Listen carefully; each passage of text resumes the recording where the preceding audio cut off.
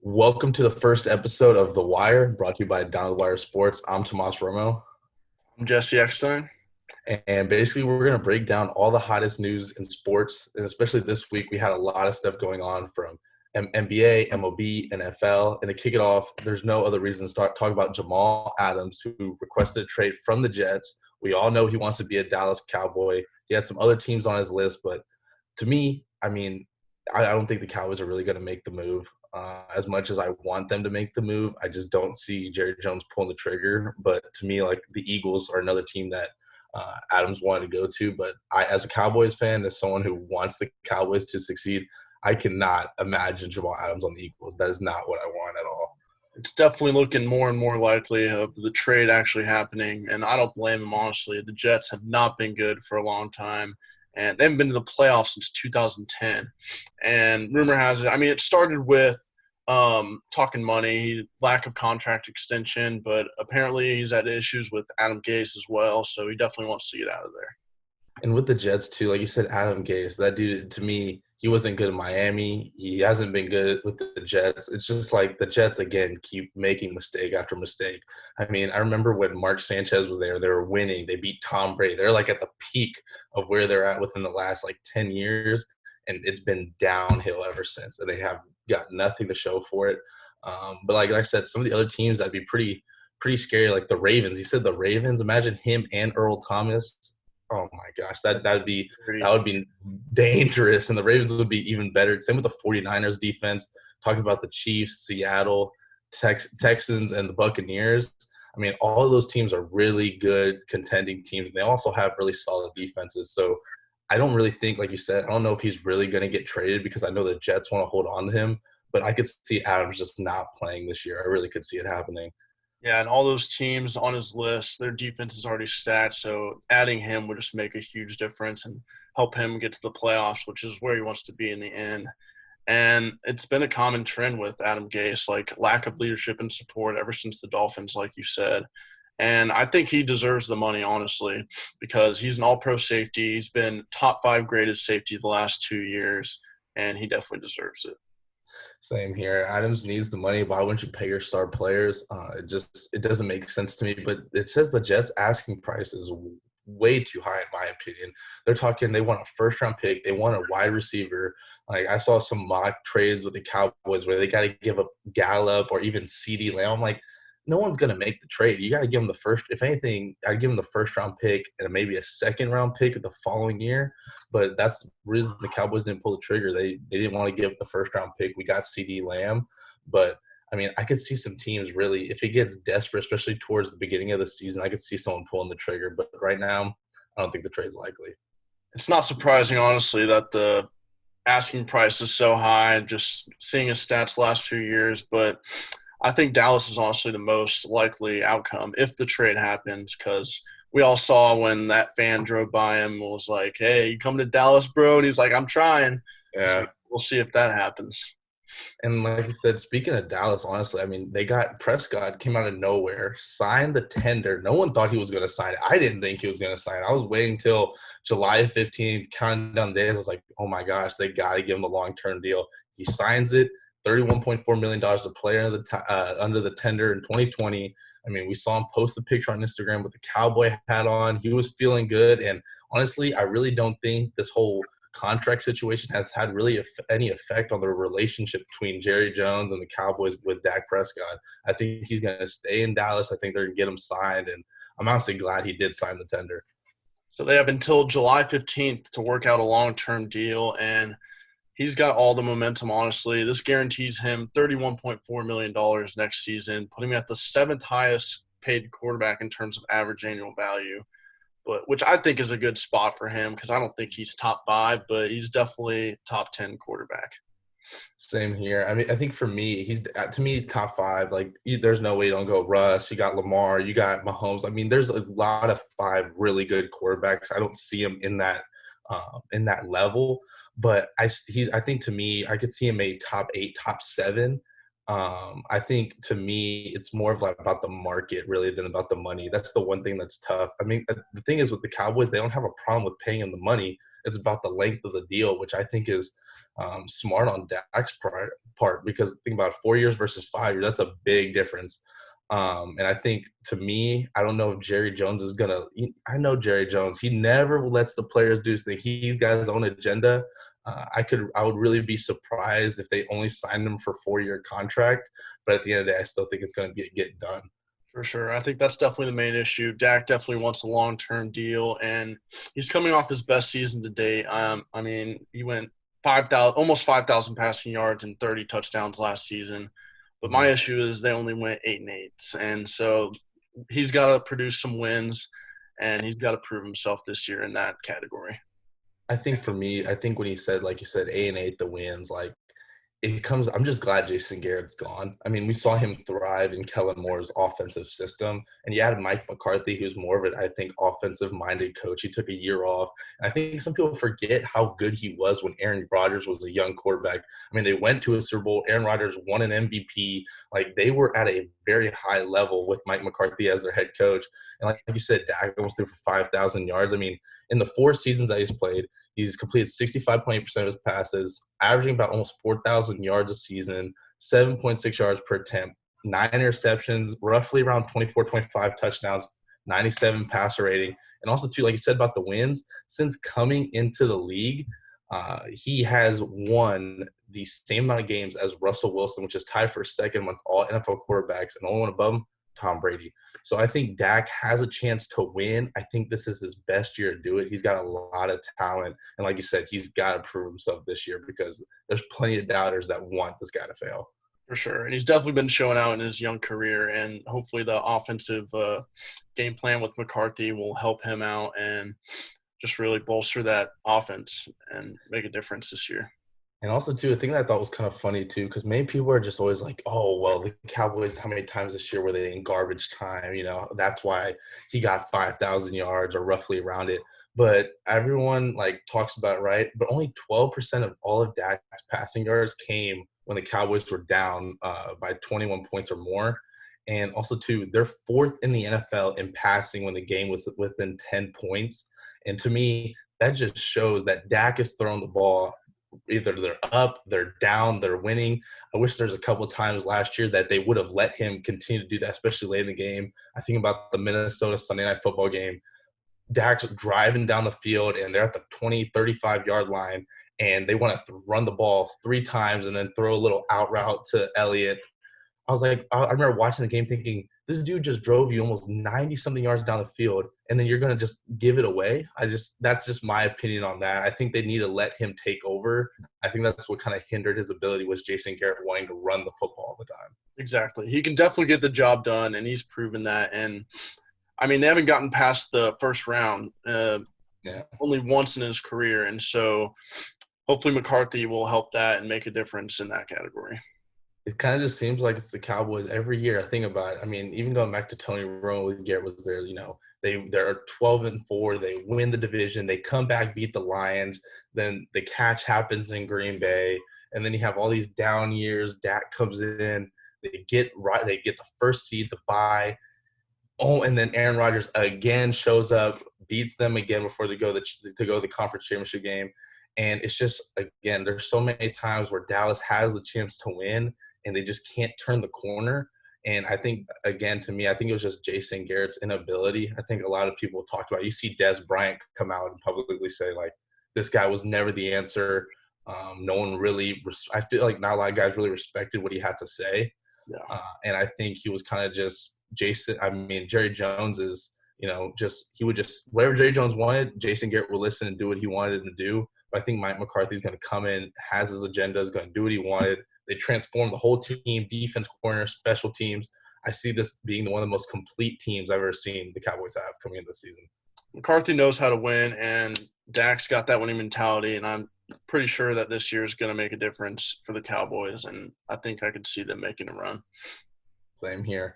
But like you said, like we were talking about earlier, the NBA's gotten pretty hectic, honestly, especially with, you know, you got some players saying they might sit out, they're not going to play. I mean, just like 2 weeks ago, we found out we're starting July 31st. They're going to Disney. They're in the bubble. They're going to get rolling. And I really do like the way the NBA set it up. I think the way how they're going to roll out the in-season tournament, if there's a tiebreaker for the 8th seed, especially in the West, I really do like the way they kind of mapped it all out, and I really do think it's going to work. I think it has more of a possibility to maintain itself rather than the MLB just releasing, say, they're going to start playing as well.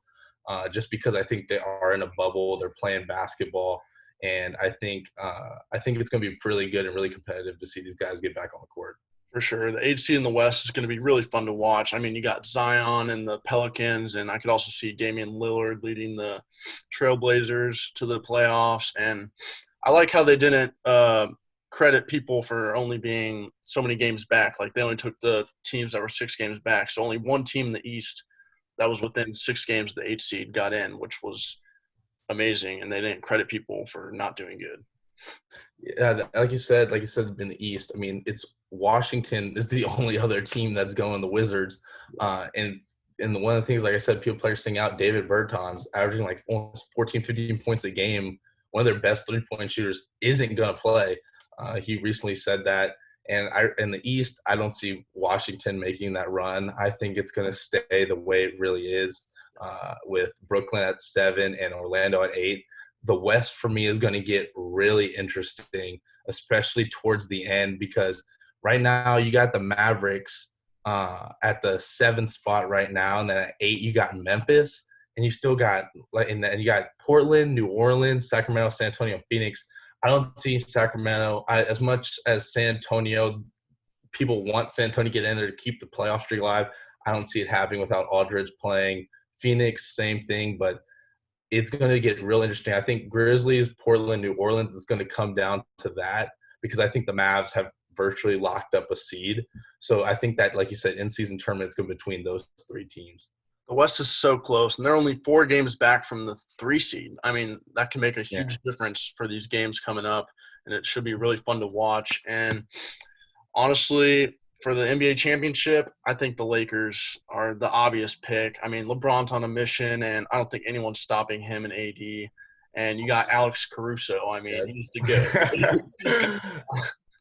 Honestly, same thing. I in the East, I look at it as much as I like Embiid, Simmons, 76ers, the way their team is set up is really, really, I love the way top to bottom. They know how to score. They got defense. I mean, but for me, the 76ers, they're too young still. I don't think they have what it takes to beat Giannis and the Bucks, especially I just don't see it happening. I really don't. I see the Bucks kind of cruising their way into the conference finals. I could see them playing just the way it all ends up. I could see them playing Philly. I could see Boston's young team really getting their way in there. I could see that happening. I love what Brad Stevens has done with the Celtics. They're such a really well-rounded team, young team as well.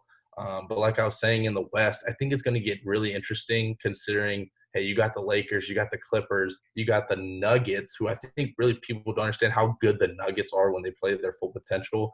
Same thing with the Jazz. The Jazz haven't been playing very well. The Thunder, to me, is the biggest surprise. I don't know. They're in the middle of it all. No one thought they were going to be any good with Russell Westbrook leaving, but I feel like they've played even better as a more complete team. The Rockets, small ball, it's not going to work. When they have to go play LeBron in a 7-game series, or they have to go play Kawhi and the Clippers, there's no way that James Harden's going to be able to score 46, 45, 50 points every single night. And I don't see the Rockets really competing that much in the playoffs. But to me, like I said, the Mavs, I think, are a dark horse team. I could see the Mavs sneaking their way into a conference finals. But like I said, it would be awesome if we can get Zion and we can get Ja into the playoffs, especially in the West. I think that'd be some entertaining basketball.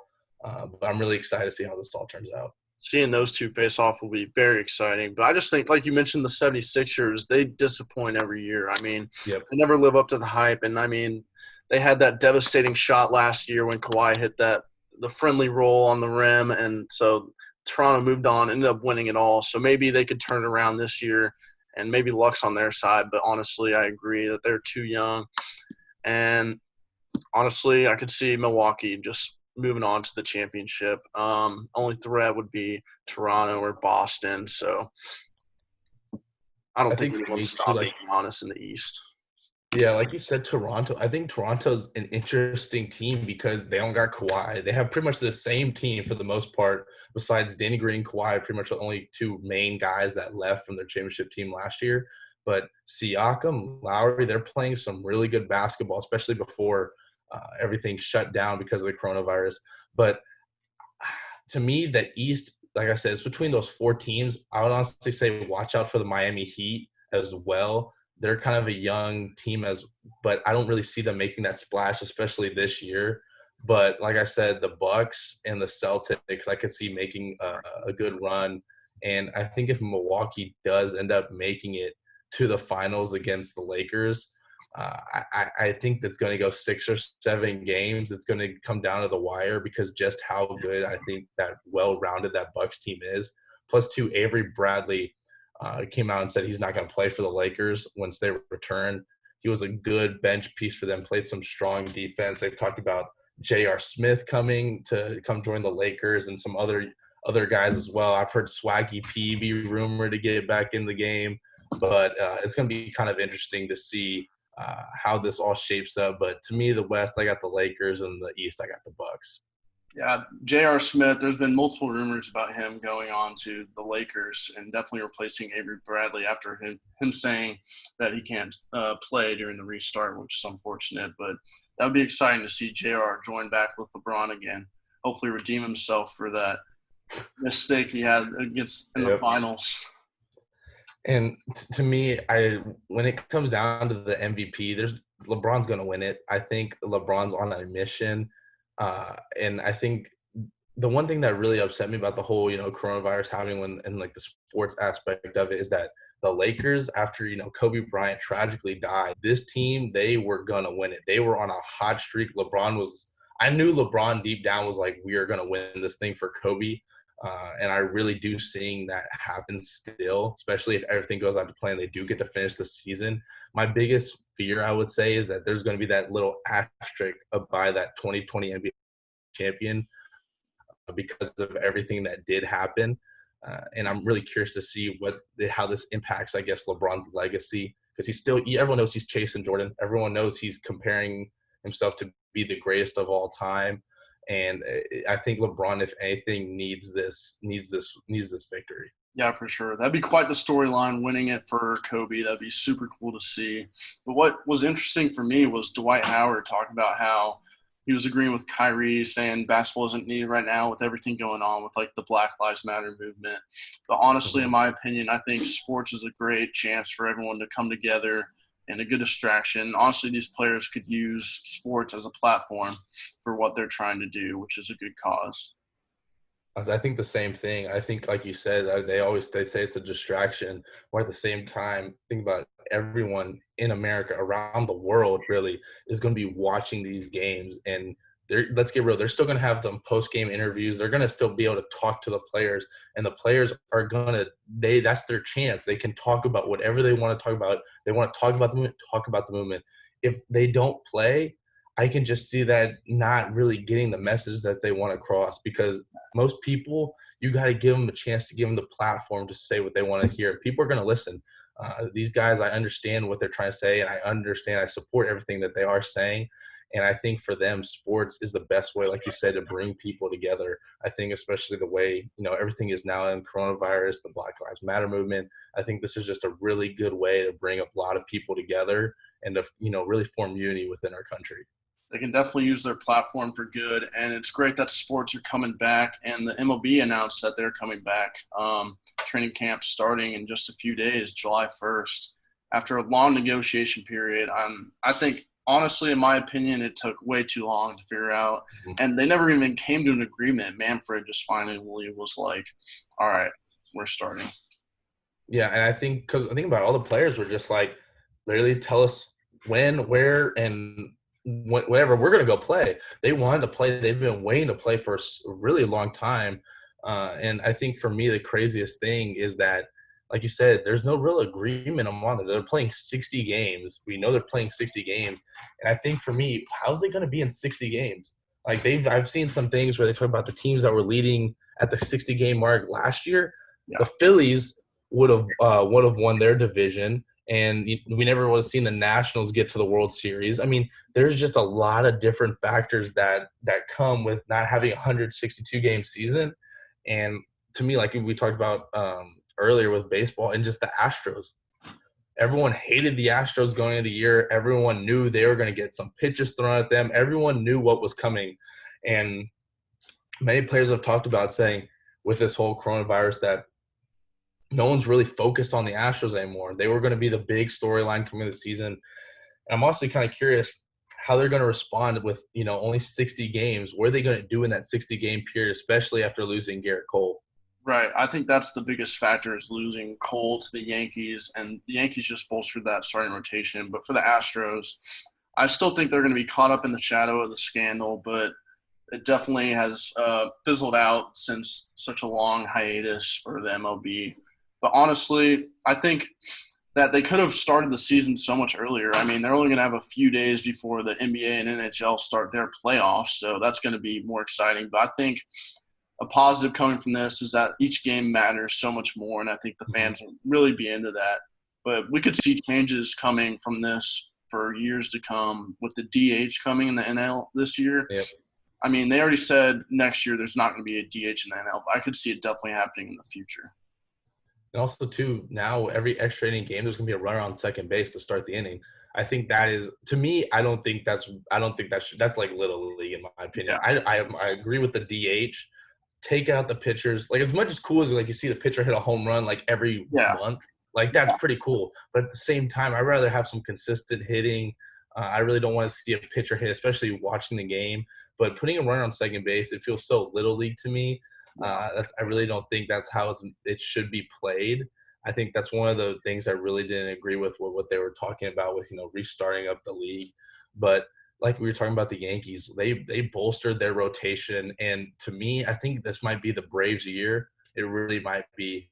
They are a young team, but every year it feels like they just miss it, especially last season, Game 5 against the Cardinals, and they completely choked. They allowed, I think it was like 9 runs in the first inning. And after that, it was just all downhill. The Braves couldn't get nothing going.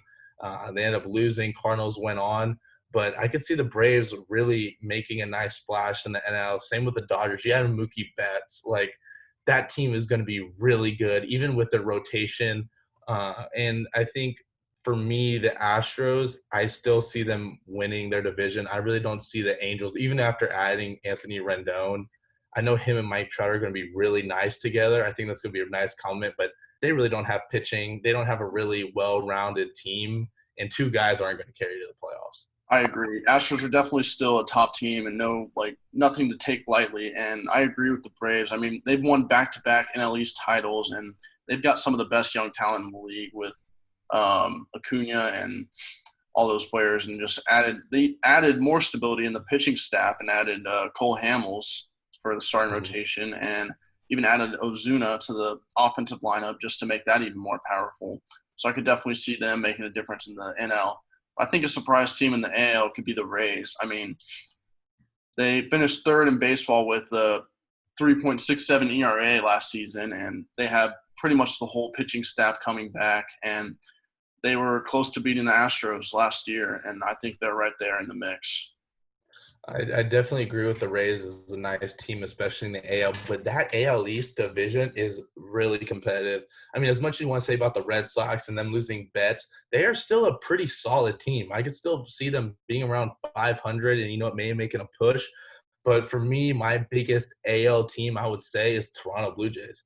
Honestly, they got a young team, a really good young team. Bo Bichette, Guerrero Jr., Biggio. They got a lot of young pitchers as well. And last year, when all these guys were up, they were making some noise. They were winning some ball games, and you're going to get a full game season out of them. And you're only playing 60 games. You got 60 games. You're not going to see that many players, I think, get hurt. They're really going to be playing 60 games as hard as they can because they know this is all they got. Like you said, every game does matter. And they added Hyun-Jin Ryu, that was from the Dodgers last season. He had his career year. He's going to be at the top of the rotation. They added Tanner Roark as well. Those are 2 solid starters on the top of the rotation. They got some young guys as well. I think for me, Toronto is that dark horse team. I don't really see them making it into the playoffs this year, but I can see them vying for the wild card. Also, too, outfielder Randall Grichuk. Uh, you got the Astros brother, Gurriel Jr. He's out there as well. They got a lot of young talent out there, and they're looking very promising. Toronto's going to be coming within a couple of years. Yeah, I think they're a couple years away, but they could definitely make a splash this year with the shortened season. And honestly, it should be interesting to see which teams come out and surprise other than these top contenders. I mean, we see the Rangers. I mean, they're not too great. You see that new stadium. Everyone's roasting that, but they got the new arena, and so fans will be excited for that, but I don't think they'll make anything of it. But it should be fun to watch, even though the shortened season. But honestly, a big thing for me is seeing all the stats. Like, it's just going to be a big asterisk for everybody. And we get to see some guys hitting 400 and just changing the game and changing history. So we'll see how that works out. I'm curious to see, like you said, batting 400. Let's see how – I mean, you got 60 games. How many home runs is someone realistically going to hit? You know what I mean? Most guys hit maybe have maybe like 500, 600 at-bats around that time per year. Playing about I would say maybe 150, 160 games, only hitting roughly 35. Sometimes they get up to 40, 45 home runs, but that's not very likely. I just want to know, like, at the end of the season, who's going to be the leader in ERA? Who's going to be the leader in wins? Who's going to really show out within 60 games? And like you said, play every game to its fullest, because every game really does matter. But like you said, talking about earlier about teams, who's going to really make a splash? And just some dark horse teams who can really go on a run. They could win 20 games, 25 games straight. They could really go on runs and really kind of knock out the competition. But for me in the NL, not only the Braves, but the Mets. I think the Mets have a chance to be really good. Cespedes is going to come back, get a full season. He's now healthy. You add Stroman last year with DeGrom and Syndergaard. That is a top of the line 1, 2, 3 starters. And the Mets last season, they were playing pretty solid. You got Pete Alonso, Rookie of the Year winner. I mean, the Mets have a chance to be really good. And like you said, the Braves are going to be good as well. And that division is going to get tough because you got the Phillies still in there. Bryce Harper's come back with a vengeance. I feel like he's really going to put together, I think, a solid season, especially only playing 60 games. You still got to worry about teams like the Brewers. The Dodgers are there. There's a lot of really good teams. Even the Nationals, they lost Rendon, but, everyone else is still pretty much there from their World Series team.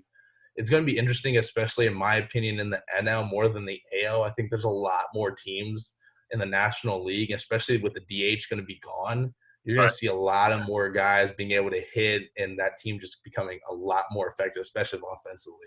Right. And the Dodgers adding Mookie Betts, I think they're my favorite to win it all. Way too early to say that, but only 60 games, and they've lost 2 out of the last 3 World Series. I think getting Mookie could put them over the edge and finally get that ring. I think for me, Mookie, think about a couple years ago, and they got Manny Machado. Everyone's like, oh, my gosh, Manny Machado, he's going to put him over the edge. Didn't happen. Right. But, like you said, Mookie, he's won a World Series. He knows what it takes to be there, which I think is very important for the Dodgers. To me, I can't – if I had to talk right now, like you said, way too early picks, to me in the NL, as much as I want to say the Dodgers because they do add Mookie Betts, I think this young Braves team is just going to come out and really play very well. They're going to have kind of a chip on their shoulder, I feel like, to really show that they were better than they were last year. And like you said, adding Cole Hamels, I think, is going to be a really nice move, especially for the rotation, because they struggled with pitching last year. They really did. They could hit, but they couldn't pitch. And the AL, honestly, I don't care if you have Garrett Cole or not. I think the Astros are going to get there. I think they're going to get to the World Series again. I think they have too much to play for and to show that, hey, that 2017 World Series, there should be no asterisk by it, that we were meant to win a World Series and do it the right way. And I could see them coming out, Greinke, Verlander. You still got 2 top-of-the-line starters. You still got a nice bullpen. You got a deep lineup. You got Altuve, you got Correa, you got Bregman. You got multiple all-stars on your team, not only your lineup, your rotation, your bullpen. They're still a very complete team. To me, I'm going to go with the Astros, honestly. I feel like everyone wants to see them fail, but I think that team has a lot of guys who want to win and prove that they can win the right way. And I think the Astros are going to come out on top this year. Yeah, I can see that happening, and definitely, I think this 60-game season is definitely going to be fun to watch. We got 40 divisional games and 20 interleague, so it's definitely going to be interesting to see and a really fun season to watch. Despite, I mean, it's not best case scenario, but it's better than nothing. Everyone wants to see baseball. I feel like baseball is one of those things that everyone can get behind and really root for. America's need right now, like you said, a lot of different types of leagues: NHL playoffs, NBA playoffs. MLB's coming back. The NFL we're going to see what's going to happen in the NFL. They canceled the Hall of Fame game today, which was held supposed to be August 8th, August 6th, something like that they canceled. So it's going to be kind of interesting how the NFL turns out. But at the end of the day, sports is back. I mean, it's going to be coming full speed. We got playoffs. We got full season starting. It's going to be really good to watch. I hope everyone is really excited to get sports back up and going. Yeah, it's definitely going to be fun, and it's been a while without sports with everything happening, but finally everything's coming back. It'll give us a lot of things to talk about too, so we'll be having more of these definitely. More writings, more articles, so we'll hit the ground running. Like we said, we're also going to be doing a whole 30-team MLB breakdown. We're talking breakout players, season expectations. We released our first one. We had the Toronto Blue Jays going up first. But we're going to be breaking everyone down for the MLB season getting to play. Again, thank you for watching the first episode of The Wire, brought to you by Down to the Wire Sports. You can check out our website and our YouTube channel. Our website's downtothewiresports.net, and our YouTube channel is just Down to the Wire Sports. Give us a follow. Check out the website. Thanks for tuning in. See you guys next week.